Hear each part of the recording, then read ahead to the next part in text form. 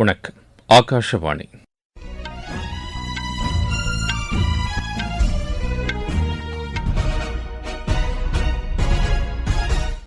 செய்திகள் வாசிப்பவர் கோபாலகிருஷ்ணன். தலைப்புச் செய்திகள். ஜம்மு காஷ்மீர் சட்டப்பேரவைத் தேர்தலுக்கான முதற்கட்ட வாக்குப்பதிவு சற்று முன் தொடங்கியது.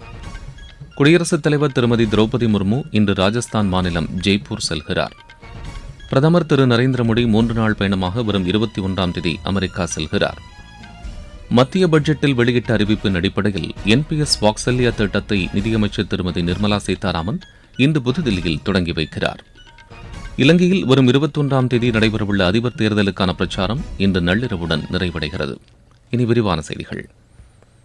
ஜம்மு காஷ்மீர் சட்டப்பேரவைத் தேர்தலுக்கான முதற்கட்ட வாக்குப்பதிவு சற்று முன் தொடங்கியது. வாக்குப்பதிவு மாலை 6 மணி வரை தொடர்ந்து நடைபெறும். அனந்த்நாக், புல்வாமா, ஷோபியான், குல்கம், டோடா, ராம்பன், கிஸ்த்வார் ஆகிய 7 மாவட்டங்களில் இடம்பெற்றுள்ள 24 சட்டப்பேரவைத் தொகுதிகளில் இன்று வாக்குப்பதிவு நடைபெறுகிறது. இன்றைய தேர்தலில் 219 வேட்பாளர்கள் களத்தில் உள்ளனர். 23 லட்சத்திற்கும் மேற்பட்டோர் வாக்களிக்க தகுதி பெற்றுள்ளனர். வாக்குப்பதிவு நடைபெறும் தொகுதிகளில் பாதுகாப்பு பலப்படுத்தப்பட்டுள்ளது. தேர்தலை நியாயமாகவும் நேர்மையாகவும் நடத்துவதற்கு தேவையான ஏற்பாடுகள் செய்யப்பட்டிருப்பதாக ஜம்மு காஷ்மீர் நிர்வாகம் தெரிவித்துள்ளது. 3276 வாக்குச்சாவடிகள் அமைக்கப்பட்டு அவை 100% இணையதளம் மூலம் கண்காணிக்கப்படுவதாக எமது செய்தியாளர் தெரிவிக்கிறார். இரண்டாவது கட்டமாக 26 தொகுதிகளில் வரும் 25ஆம் தேதியும், 3வது மற்றும் இறுதிக்கட்டமாக 40 தொகுதிகளில் அடுத்த மாதம் 1ஆம் தேதியும் வாக்குப்பதிவு நடைபெறவுள்ளது.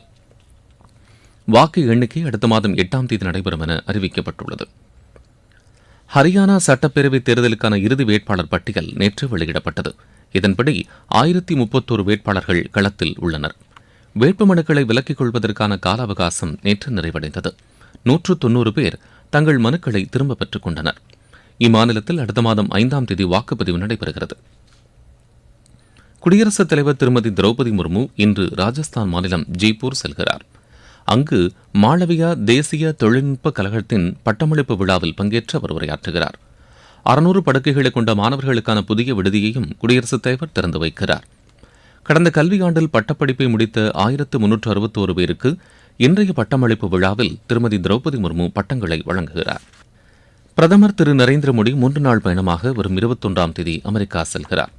டெலவாரி மாகாணம் வில்மிங்டனில் நடைபெறும் 4வது குவாட் அமைப்பின் உச்சி மாநாட்டில் பிரதமர் பங்கேற்கிறார். இந்தியா, அமெரிக்கா, ஜப்பான் மற்றும் ஆஸ்திரேலியா ஆகிய நாடுகளை உள்ளடக்கிய இந்த குவாட் அமைப்பு நாடுகளில் கடந்த ஓராண்டில் ஏற்பட்டுள்ள முன்னேற்றங்கள் குறித்து இம்மாநாட்டில் விவாதிக்கப்பட உள்ளது. இந்திய பசிபிக் பிராந்தியத்தின் தற்போதைய சூழல் மற்றும் இந்த நாடுகளின் பல்வேறு விஷயங்கள் குறித்தும் மாநாட்டில் விவாதிக்கப்பட உள்ளது. குவாட் அமைப்பு மாநாட்டில் பங்கேற்கும் பல்வேறு நாடுகளின் தலைவர்களுடனும் திரு நரேந்திர மோடி இருதரப்பு பேச்சுக்கள் நடத்தவுள்ளார்.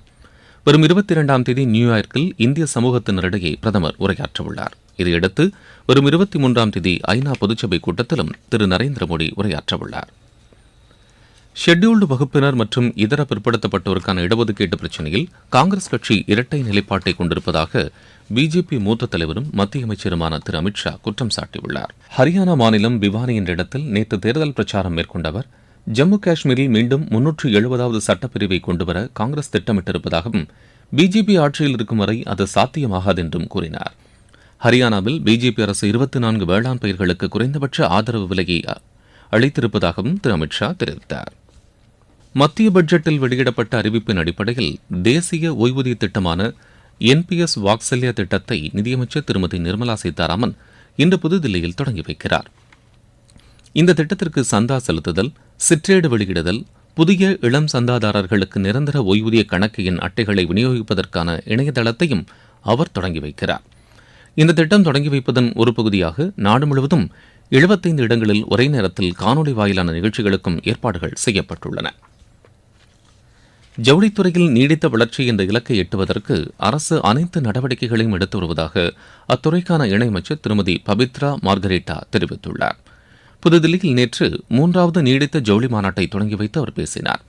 ஜவுளித்துறையில் உலகளவில் இந்தியா வேகமான வளர்ச்சியை பெற்று வருவதாகவும் அதிக வேலைவாய்ப்புகளை வழங்கும் துறையாக உருவெடுத்துள்ளதாகவும் அவர் கூறினார். நவீன காலத்திற்கு ஏற்ப இந்த துறையில் தொழில்நுட்பங்களை புகுத்த அரசு முயற்சி மேற்கொண்டுள்ளதாக திருமதி பபித்ரா மார்கரேட்டா தெரிவித்தார். நீங்கள் கேட்டுக்கொண்டிருப்பது ஆகாஷவாணியின் செய்தி அறிக்கை. 3ஆம் முறை மோடி அரசின் முதல் 100 நாள் சாதனைகள்.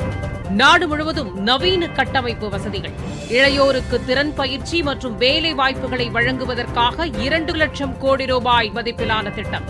மகளிர் மேம்பாட்டிற்காக மத்திய பட்ஜெட்டில் 3 லட்சம் கோடி ரூபாய் நிதி ஒதுக்கீடு. போட்டித் தேர்வுகளில் முறைகேடுகளை தடுக்கும் மசோதா. ஒருங்கிணைந்த ஓய்வூதிய திட்டம் அறிமுகம். மனநல ஆலோசனைகளை வழங்குவதற்கான தொலைபேசி உதவி சேவை. புகையிலை பயன்பாடற்ற கல்வி நிறுவனங்களுக்கான விழிப்புணர்வு பிரச்சார இயக்கம். வளர்ச்சி அடைந்த இந்தியாவிற்கான பயணத்தில் மோடி அரசு. தொடரும் மக்கள் நலத்திட்டங்கள். இலங்கையில் வரும் 21ஆம் தேதி நடைபெறவுள்ள அதிபர் தேர்தலுக்கான பிரச்சாரம் இன்று நள்ளிரவுடன் நிறைவடைகிறது. பிரச்சாரம் முடிவடைந்த பின்னர் எந்தவொரு தனிநபரோ அரசியல் கட்சிகளோ வாக்காளர்களை ஈர்க்கும் பணியில் ஈடுபடக்கூடாது என்று அந்நாட்டு தேர்தல் ஆணையம் தெரிவித்துள்ளது. நேர்மையான முறையில் தேர்தல் நடைபெறுவதை உறுதி செய்ய அரசியல் கட்சிகள் ஒத்துழைப்பு அளிக்க வேண்டும் என்றும் கேட்டுக் கொள்ளப்பட்டுள்ளது. இலங்கையில் வாக்குப்பதிவுக்காக 13,000 வாக்குச்சாவடிகள் அமைக்கப்பட்டுள்ளன. பாதுகாப்பு நடவடிக்கைகளும் பலப்படுத்தப்பட்டுள்ளதாக எமது செய்தியாளர் தெரிவிக்கிறார். இந்தியா உருகுவே இடையே வெளியுறவு அமைச்சக 6வது சுற்று பேச்சுக்கள் நேற்று அந்நாட்டின் மாண்டிவீடியோ நகரில் நடைபெற்றது. வர்த்தகம், முதலீடு, தகவல் மற்றும் தொழில்நுட்பம் உள்ளிட்ட துறைகளில் இரு நாடுகளுக்கிடையே ஒத்துழைப்பை மேம்படுத்துவது குறித்து இந்த கூட்டத்தில் விவாதிக்கப்பட்டது. இரு நாடுகளுக்கும் இடையே பொதுவான நலனளிக்கும் வகையில் மண்டல மற்றும் உலகளவிலான பிரச்சினைகள் குறித்தும் இந்த கூட்டத்தில் விவாதிக்கப்பட்டதாக வெளியுறவு அமைச்சகம் தெரிவித்துள்ளது. இந்தியா சார்பில் பங்கேற்ற குழுவுக்கு வெளியுறவுத்துறையின் கிழக்கு பகுதிக்கான செயலாளர் திரு ஜெய்தீப் மஜும்தார் தலைமை வகித்துள்ளார். உருகுவே சார்பில் அந்நாட்டு வெளியுறவு துணை அமைச்சர் திரு நிக்கோலஸ் அல்பர்டோனி தலைமையிலான குழு பங்கேற்றது. சூறாவளியால் பாதிக்கப்பட்டுள்ள மியான்மருக்கு சத்பவ் திட்டத்தின் கீழ் 53 டன் வெள்ள நிவாரணப் பொருட்களை இந்தியா அனுப்பி வைத்துள்ளது. யாகி என்ற சூறாவளி தாக்குதலால் மியான்மரில் நூற்றுக்கணக்கானோர் உயிரிழந்தனர். ஏராளமான கட்டிடங்கள் சேதமடைந்தன. இதையடுத்து மனிதாபிமான உதவியாக அந்நாட்டிற்கு $1 மில்லியன் மதிப்பிலான நிவாரணப் பொருட்களை இந்தியா அனுப்பி வைத்துள்ளது. ஜெனரேட்டர்கள், தற்காலிக கூடாரங்கள், சுகாதாரப் பொருட்கள், சூரிய விளக்குகள் உள்ளிட்டவை இந்த நிவாரணப் பொருட்களில் அடங்கும். இந்தியாவின் கிழக்கு நோக்கிய கொள்கை என்ற அடிப்படையிலும் அண்டை நாடுகளுக்கு உதவும் நடவடிக்கையாகவும் இந்த உதவிகள் வழங்கப்பட்டிருப்பதாக மத்திய அரசு தெரிவித்துள்ளது. பங்களாதேஷில் சுகாதாரம், வெள்ள நிவாரணம் உள்ளிட்டவற்றுக்காக நடப்பாண்டில் $2 பில்லியன் நிதி திரட்ட உலக வங்கி திட்டமிட்டிருப்பதாக அதன் பங்களாதேஷ் இயக்குநர் திரு அப்துல்லா சேக் தெரிவித்துள்ளார். பங்களாதேஷில் அந்நாட்டு இடைக்கால அதிபர் திரு முகமது யூனஸை சந்தித்து அவர் ஆலோசனை மேற்கொண்டார்.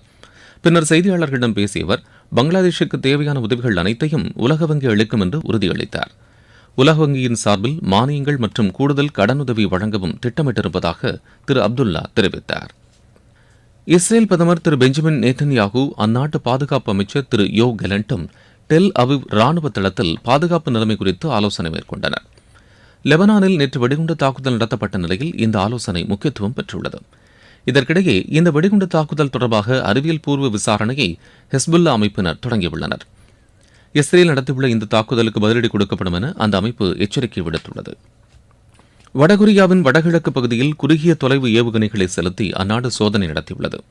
பியாங்யாங் பகுதிக்கு வடக்கே இன்று காலை ஏவுகணைகள் சோதனை நடத்தப்பட்டதை தென்கொரிய ராணுவ அதிகாரிகள் உறுதிப்படுத்தியுள்ளனர். என்றாலும் அது தொடர்பான கூடுதல் விவரங்கள் எதுவும் வெளியிடப்படவில்லை.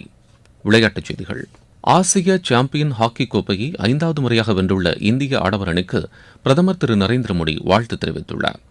சமூக வலைதளத்தில் பதிவிட்டுள்ள பிரதமர் இந்திய அணியின் சிறப்பான திறமை மற்றும் அர்ப்பணிப்பு நாட்டை பெருமையடையச் செய்துள்ளதாக குறிப்பிட்டுள்ளார்.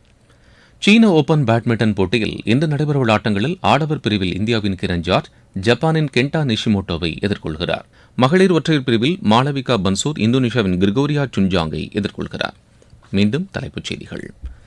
ஜம்மு காஷ்மீர் சட்டப்பேரவைத் தேர்தலுக்கான முதற்கட்ட வாக்குப்பதிவு சற்றுமுன் தொடங்கியது. குடியரசுத் தலைவர் திருமதி திரௌபதி முர்மு இன்று ராஜஸ்தான் மாநிலம் ஜெய்ப்பூர் செல்கிறார். பிரதமர் திரு நரேந்திர மோடி 3 நாள் பயணமாக வரும் 21ஆம் தேதி அமெரிக்கா செல்கிறார். மத்திய பட்ஜெட்டில் வெளியிட்ட அறிவிப்பின் அடிப்படையில் என்பிஎஸ் வாக்சல்யா திட்டத்தை நிதியமைச்சர் திருமதி நிர்மலா சீதாராமன் இன்று புதுதில்லியில் தொடங்கி வைக்கிறார். இலங்கையில் வரும் 21ஆம் தேதி நடைபெறவுள்ள அதிபர் தேர்தலுக்கான பிரச்சாரம் இன்று நள்ளிரவுடன் நிறைவடைகிறது. இத்துடன் இந்த செய்தி அறிக்கை நிறைவு பெறுகிறது.